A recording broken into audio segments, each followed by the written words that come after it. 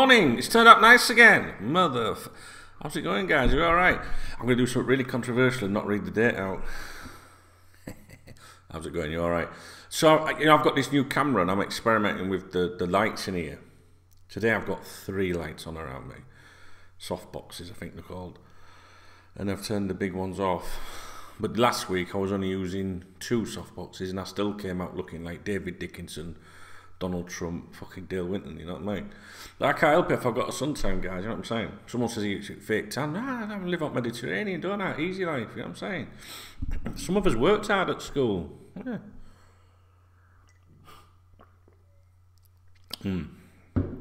First cuppa of the day. So, guys, how are you doing? Do I need to put my disguise on? Do you reckon? Can you tell it's me?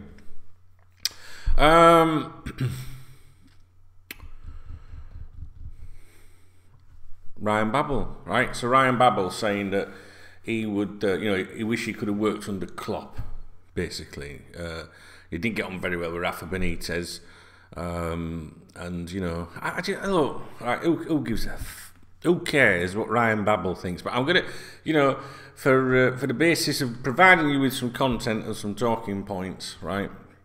Let's see what he's got to say. He says, judging from the outside, I think the current Liverpool manager definitely seems to work with his players and try to improve them.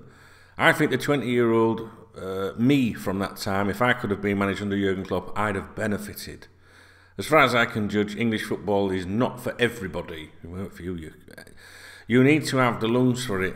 You need to have the strength for it. That applies to me also. At this point, I don't think I could survive in any team if it's not for my game. You couldn't survive in that fucking team when you were with us.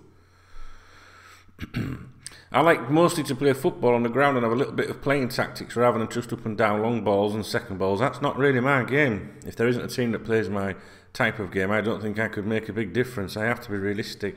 Where is this fucker now? So have a look. Last I heard, he was like on the other side of the world. But then I didn't get a move back a bit closer. Let's have a look. You'll know more than me, guys. Right, he's only 30, you know. He's only 30. Bloody hell. He's at Besiktas, apparently. 25 appearances, 8 goals, it says there. Let's have a look. What's it say about that, then? Because he went to this UAE club, didn't he? Is it Al Ain or something? Alan. It's a private joke. He signed the contract after passing a medical on the 2nd of July 2015. In December 2015, he was involved in a conflict with them over disciplinary issues with the club's hierarchy and regarding his use of social media. Because he likes his social media, does Ryan Babel, doesn't he? The club demoted him to the reserve, citing poor performance. Anyway, he joined Besiktas in January of this year on a 2.5-year deal. Come on, he flopped. I don't care what anyone says, he flopped. Now, I made a video about him a few years ago, some of you remember, and, he did comment on Twitter about it. He said he wanted to bend me over, and I think the suggestion was to have sexual intercourse anally with me while feeding me a burger. It's not very nice, is it? I think he deleted that tweet and then he changed it and said, give Duncan give him some shine or some sort of fucking, I don't know, some of that lingo that certain people, you know what I mean, say, do you know what I mean? So, I ain't got nothing against the lad. I just was very, very let down by him. I thought that when we signed him, I was very excited, guys, very excited. I thought that he had the potential to become one of the world's best players. And I think he knows that his fucking self. And, but, I think that he was just distracted with his other interests rather than focusing on his career.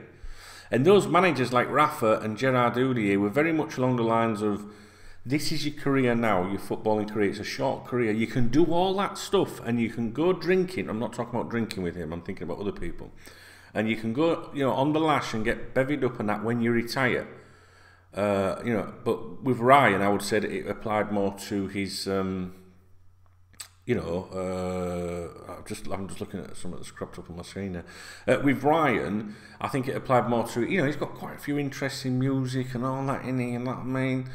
And I just think that affected his Liverpool career, his football career in general. I mean, but he still had a decent career, and he's capped 46 times by Netherlands, it says there. Anyway, Ryan, if you're watching this, mate, I don't know. I think he's a decent enough egg, but he just simply didn't achieve. He's underachieved in his career. It's as simple as that, you know. And now I'll get that, you know, if he starts now running his mouth, but what did you achieve in the game? Well, I was a professional footballer. I was given an opportunity to play for at least one of the world's greatest clubs. You know what I'm saying? I think you were gifted, and I think that that gift was wasted, honestly, to be honest. And I think that Ryan is one of these players that tries to latch on to anything to do with Liverpool all the time, because it's, you know, I think that's it. So it's an association. I think he tries to maintain that association because he's obviously proud to have played for Liverpool, and I think that it backs up the naysayers and doubters, you know, when he can remind people that he played for Liverpool. But he didn't go out for me. And I don't think it's anything to do with the different managers. I just think if your attitude was shit at the time, that's why you were shit too. And I think that the same thing would have applied under Jurgen Klopp. So whether you talk about these so-called strict managers in Gerard Houllier and Rafa Benitez, let's not forget the silverware that we won under them. All right, guys, I'll speak to you in a bit.